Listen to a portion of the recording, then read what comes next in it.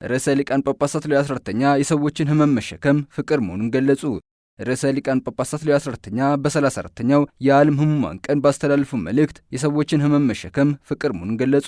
34ኛው የዓለም የሕሙማን ቀን በፈረንጆቹ የካቲት 11 2006 በፔሩ የሚከበር መሆኑን ተገልጿል። ቅዱስነታቸው ይህንኑ ቀን አስመልክቶም የሳምራዊ ፍቅር የሌሎች ሕመም በመሸከም መውደድ በሚል መሪ ቃል መልእክታቸውን አስተላልፈዋል። ቅዱስነታቸው ፍቅር አላፊ አይደለም፣ ይልቁንም ሰዎችን የሚያገኝ ነው። ጎረቤት ማለትም በአካልና በማህበራዊ ሕይወት መቅረብ ሳይሆን በፍቅር ውሳኔ የሚመዘን ነው። ለዚህም ነው ክርስቲያኖች የክርስቶስን ምሳሌ በመከተል የሚሰቃዩ ሰዎች ጎረቤት የሚሆኑ ሲሉ ስለ እውነተኛ ጉርብትና ተናግረዋል። ቅዱስነታቸው በፔሩ ሚስዮናዊና ጳጳስ በነበሩበት ወቅትም በሳምራዊ መንፈስ በርካታ ምሕረትና ፍቅርን ያሳዩ ሰዎችም ማግኘታቸውን መስክረዋል። ርዕሰ ሊቃነ ጳጳሳት ሌዮ 14ኛ ለ34ኛው የዓለም ሕሙማን ቀን ያስተላልፉ መልእክት በማጠናቀቅ ሐዋርያዊ ቡራኪያቸውን ለታመሙት፣ ለቤተሰቦቻቸው ለሚንከባከባቸውና በዚሁ ቀንም ለሚሳተፉ ሁሉ መስጠታቸውን ቫቲካን ዜና ዘግቧል።